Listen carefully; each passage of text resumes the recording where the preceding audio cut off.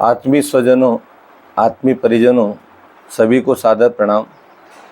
त्याग और बलिदान से भरा जीवन ही सच्चा यज्ञ होता है। महाराज युधिष्ठिर के राजसूय यज्ञ के समय एक विचित्र घटना घटी। उस यज्ञ में एक यज्ञ समाप्त होने पर एक ऐसा नेवला पहुंचा जिसका आधा शरीर स्वर्ण का हो चुका था। सभी ने उसको अचंभित होकर देखा, भाई ये कैसा प्रकृति का खेल है कि एक जीव आधा स्वर्ण का हो गया है।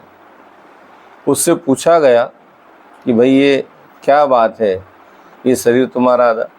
उस नेवले ने वहाँ खूब लोट लगा रहा था, और जब लोट लगा लगा कर वो थक गया, थकने के बाद उसके मुंह से एक शब्द निकला, ये यज्ञ अधूरा है, अपूर्ण है। सारे पांडव अचंभित हुए कि भाई यज्ञ अधूरा कैसे? इतना विराट यज्ञ हुआ, इतने लोग आए, इतने राजा महाराज आए, स्वयं भगवान श्री कृष्ण उसमें उपस्थित थे, तो ये अपूर्ण कैसे? उस नेवले ने कहा कि भाई मेरा जो शरीर है आधा, एक यज्ञ में स्वर्ण का हो गया, और मैं उसी उद्देश्य को लेकर या उसी अभिलाषा को लेकर मैं यहाँ पर आया था कि राजसूय यज्ञ महाराज कर रहे हैं, हो सकता है इसमें मेरा ये जो आधा शरीर है ये भी स्वर्ण का हो जाए, किंतु ये यज्ञ अपूर्ण है क्योंकि मेरा शरीर स्वर्ण का पूर्ण नहीं हो पाया। तब पांडवों ने पूछा, भाई ये बताओ ये तुम्हारा आधा शरीर किस प्रकार से ये आधा स्वर्ण का बना, किस यज्ञ से बना, ये तो बताओ।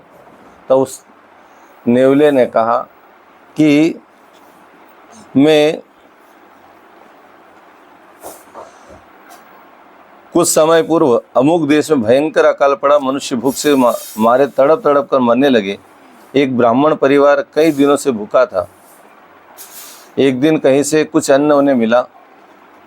ब्राह्मण ने उसकी 4 रोटियां बनाई। उस ब्राह्मण का यह नियम था कि भोजन के पूर्व वो आवाज़ लगाते थे कि यदि उनसे भी कोई भूखा हो तो ये भोजन वो ग्रहण करने के लिए पहले आए। भोजन बनने के बाद ब्राह्मण ने अपने नियम अनुसार आवाज़ लगाई कि भाई हमसे भी कोई भूखा हो तो इस भोजन पर उसका पूरा अधिकार है। उसने जैसे ही आवाज़ लगा, एक चांडाल आया। उन्होंने कहा, ब्राह्मण देवता, मैं आपसे भी अधिक दिनों से भूखा हूँ, आप मेरी भूख तृप्त करिए। ब्राह्मण ने अपने हिस्से की रोटी दी, उसको तृप्ति नहीं हुई। ब्राह्मणी ने भी अपने हिस्से की रोटी दे दी, तब भी वो तृप्त न हुआ। तब बच्चों ने भी अपनी रोटियां दे दी, और इस प्रकार वो चांडाल पेट भर के भोजन करा।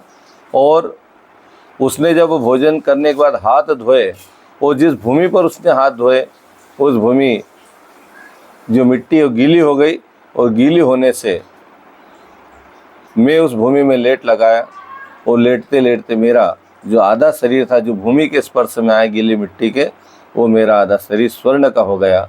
मैंने सोचा कि चलो साहब, आधा शरीर तो अब सोने का बन चुका है। अब महाराज युधिष्ठिर बड़ा यज्ञ कर रहे हैं, राजसूय यज्ञ कर रहे हैं, जिसमें देश देशांतर के राजा महाराजा आएंगे, भगवान कृष्ण भी वहाँ मौजूद रहेंगे। तो उनके यज्ञ में भी जहाँ जहाँ लोगों ने, अतिथियों ने भोजन किया, उस मिट्टी जो गीली हो चुकी थी मैं वहाँ लेट लगा रहा हूँ। लेकिन लगाते लगाते मैं थक गया, और मैंने ये अनुभव किया कि राजा युधिष्ठिर का वो यज्ञ शायद अभी अपूर्ण है या अधूरा है।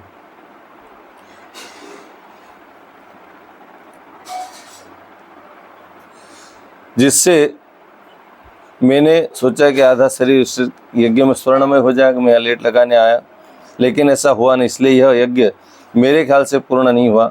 यज्ञ की श्रेष्ठता उसके बाह्य स्वरूप की विशालता में नहीं, अंतर की उत्कृष्ट त्याग वृत्ति में यज्ञ के साथ त्याग बलिदान की अभूतपूर्व परंपरा जुड़ी हुई यज्ञ संस्कृति को धन्य बनाती है। यज्ञ देने का नाम है, पाने का नहीं। यज्ञ में हम कुछ डालते हैं तो स्वाहा इदम नमः, हमारा कुछ नहीं, परमात्मा का है।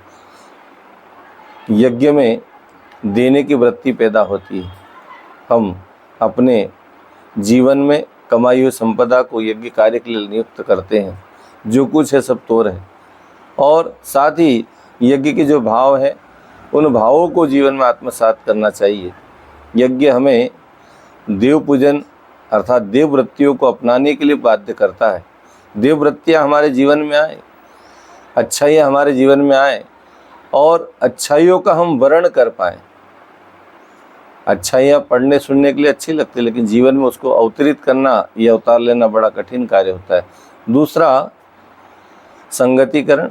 यज्ञ में सब साथ में मिलकर रहते हैं, एक साथ यज्ञ किया जाता है, एक साथ आहुति डाली जाती है।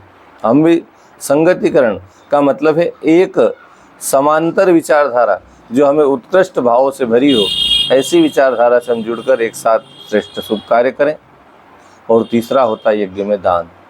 यज्ञ में देने का भाव पैदा होता है, हम देने वाले बने। यज्ञ हमें देवता बनाता है, देने वाले कोई देवता कहाँ है। इसलिए देववृत्तियों का जागरण करने का नाम भी यज्ञ है।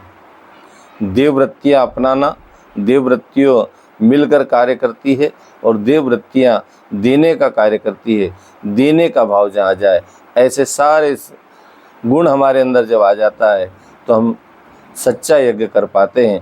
त्याग करने की वृत्ति, बलिदान की वृत्ति जब हमारे जीवन में आती है तो हमें सच्चे यज्ञ को प्रेरित करती है, या हम सच्चा यज्ञ कर पाते हैं। आज यज्ञ तो हो रहे हैं, लेकिन यज्ञ केवल स्वार्थ पूर्ति तक सीमित है।